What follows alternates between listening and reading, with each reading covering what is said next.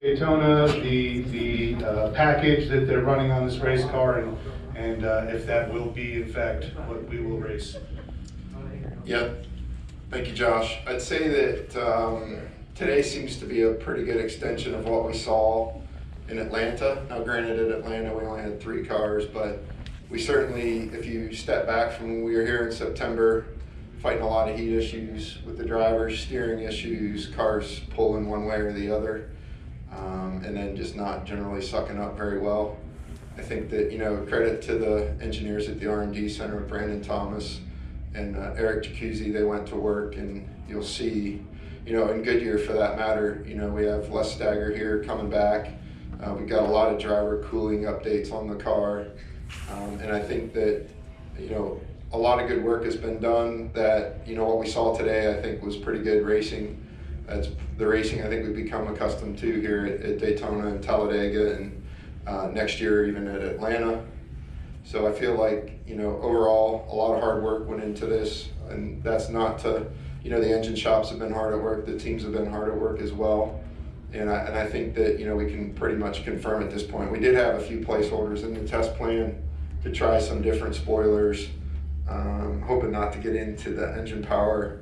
And I think that, we pretty much largely confirmed what we saw at Atlanta. We're pretty happy with the speeds that we had in that pack.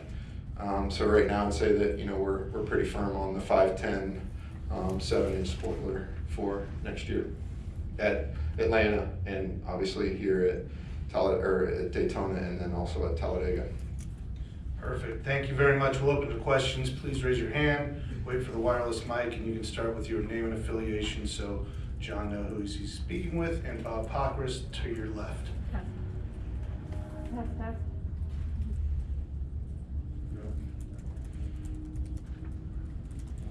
Bob, why don't you just go ahead and ask your question?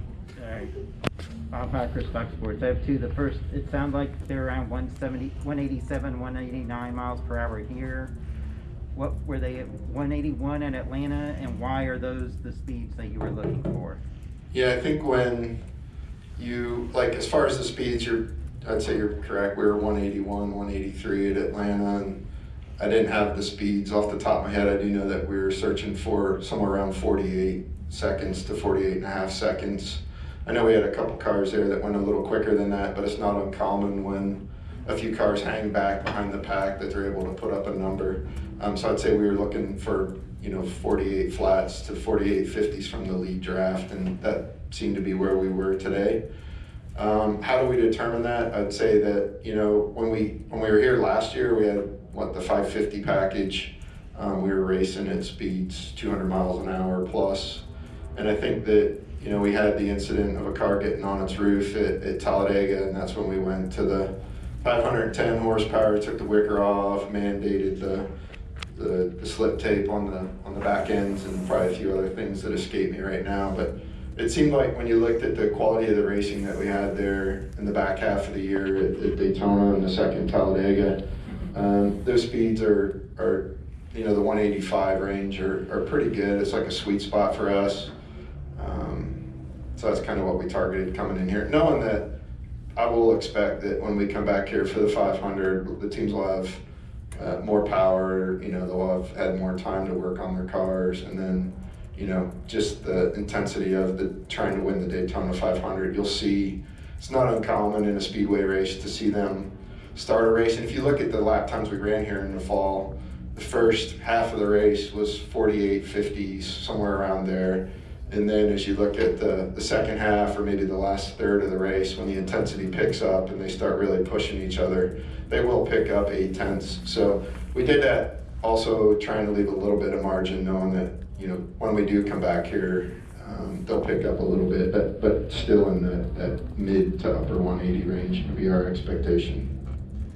Do you have something else, Bob? Yeah, I did. O'Donnell last month said that they had hoped 5 cars per team by the start of the year. Today, Childress said he's got 2 per team. He expects maybe 4 by the start of the year, hopefully 5 before the West Coast swing. There's no Stewart Haas cars here, 1 JGR car here, some of the smaller teams not here. It's hard not to look at that and not be a little bit concerned. So I'm curious where you guys are at right now. Yeah, we're still we're still on track for 5 cars per team, like the latest timing we have out of the chassis supplier. And that's 5 center sections and 7 front and rear clips. So it's kind of like 5 plus a little bit.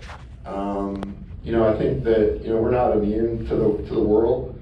We're seeing, you know, COVID and supply chains being delayed, and some of the distribution being delayed a little bit. I'd say that, you know, right now we don't see any parts or pieces that are going to keep any car from racing in an event. We're working with the teams to make sure we implement backup cars in an efficient manner. And I think that while we're concerned, and I think everyone's concerned, and it's probably rightly so, it's what we do, we worry about things like that. We don't see anything right now that's that keep anybody from racing at an event. And in fact, you know, maybe if you look at one of the main goals out of the next gen car, it was to change the business model and how we do things. I would say that, you know, hopefully one of the silver linings out of this is that a lot of folks will be able to see that we can do this on fewer than 6 to 12 cars sitting on the floor at any given time ready to go. So, you know, time will tell, but right now we're concerned, but we're not, you know, we're not in a situation where folks aren't going to be able to race. Jordan. For Bianchi Athletic, and kind of following up on Bob's question, you say you're concerned. Have you had conversations or a backup plan in place in case there is a team experiences issues? You know, at Daytona, there's a couple cars and having to reallocate. Have you had those conversations or have a plan in place? Yeah, we've leaned on the teams and also the vendors we track, obviously where parts and pieces are going. And anytime that, you know, we see something, for example, like the chassis, we'll sit with the vendor and ask them, you know, what do they need to hit? You know, if they're on track to hit X, we'll ask them, you know, what does it take to get on track to hit X plus 2 or 2X or whatever. It depends on the part and piece. And a lot of times they've been pretty forthcoming about what their limitations are. If it's, you know, folks, I need more welders, or I need more of this or that, or painters, or what have it. We've then worked to help them find, you know, through connections with the teams or with other vendors in the industry, resources to help them get through the short term until we get all the supply where it needs to be. And the second question is about Atlanta. It's kind of a super speedway-esque race. In terms of officiating from NASCAR, maybe this is something you can speak of, but are there going to be similar type rules with the yellow line rule, for example, at Atlanta? Yeah, that's a good question.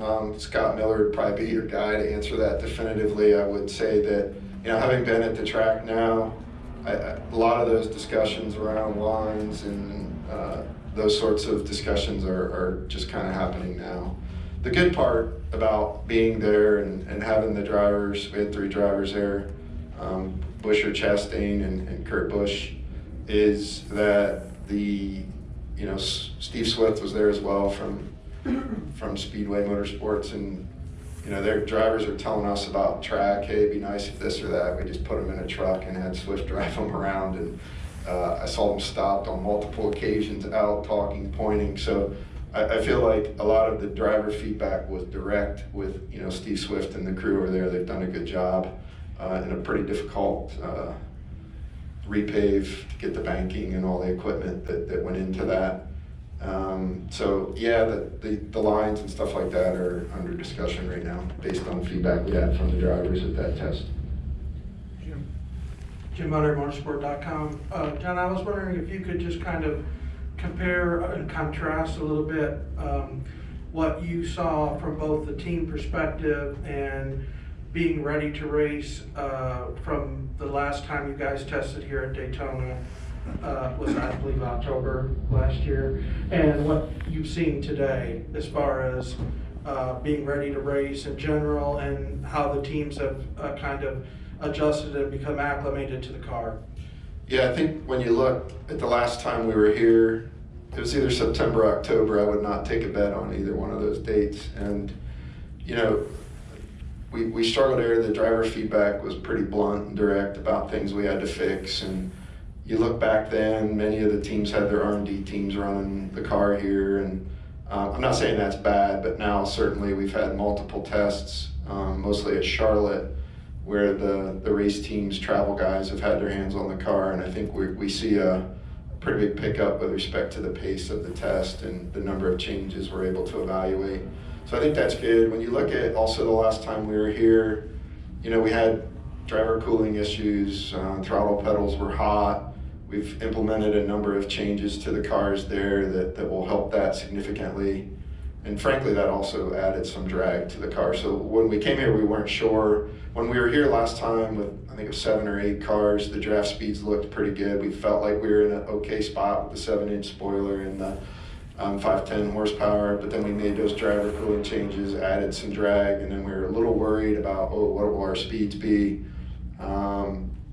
Came here today, we have lowered the cars just a little bit. That's probably helped our speed some. If you look last time we were here, they were darty. The steering was really quick. They weren't comfortable being close to each other. They would not have run double wide like we saw today, or even 3 wide. I saw there a couple times.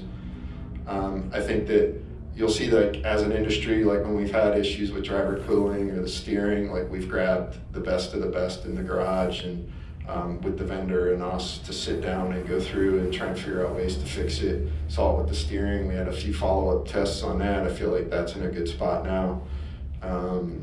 Cars pulling left and right on and off throttle. Worked with Goodyear on that. We're here today with reduced stagger, which helped fix that problem.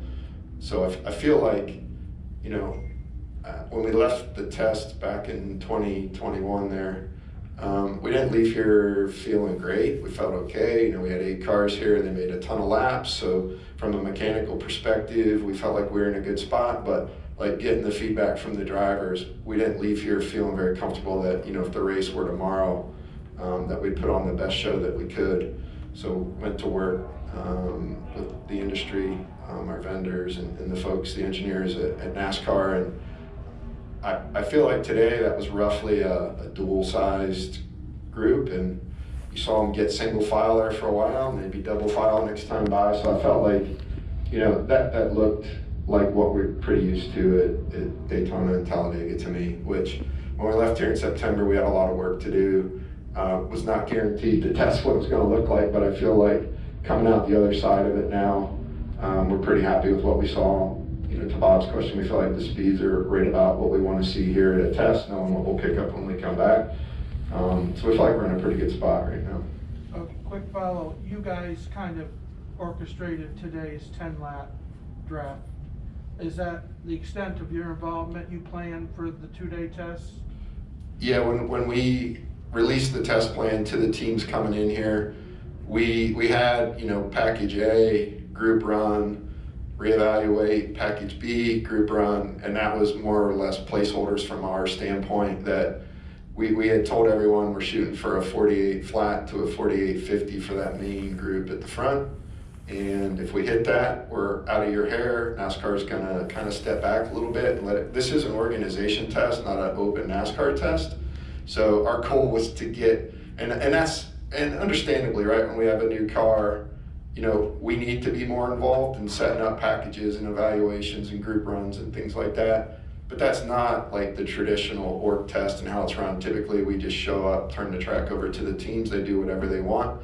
And we're trying to get back to that. We're trying to get to kind of that normal sense of what org tests are as quickly as we can. So once we hit those numbers, we've already sent the message to the teams that we're done, the track's yours. So for the next day and 3/4, well, we've run up a bunch now, but for the next day plus, we've turned it over to the teams. I think you will see some drafting going on, probably largely along OEM lines from what I've heard. But beyond that, we're just here observing, listening to feedback that drivers, crew chiefs, engineers, mechanics, tire guys, whatever, want to throw our way. Thank you. We're going to wrap up with Mike, please. Mike Henry, Auto Week.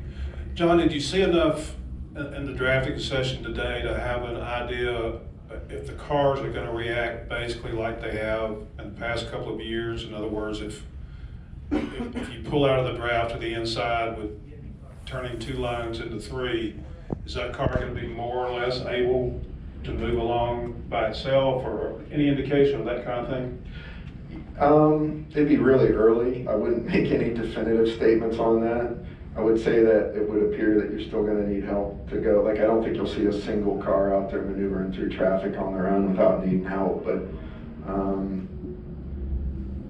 I don't think it, like from what we saw today, granted, there's no trophy, there's no points, there's no money on the line, so I think the level of intensity when we come back will be ratcheted up significantly. But I think that if you look at what the cars were able to do as far as spreading out, grouping back up, moving around, definitely 3 wide a couple times, I feel like we're in a really good spot to put on a pretty good show come February here at the 500. And back to some of the questions earlier, I think if we'd have left here in September like that, I'd have probably had a lot better sleep in the off season there. And I feel like now though, I don't want to jinx any of it, but I think we're in a pretty good spot to put on a good show. So doesn't mean we're done working. We're going to continue to work, but feel pretty good about today. Awesome. Thank you very much, John. Do you guys have the set backup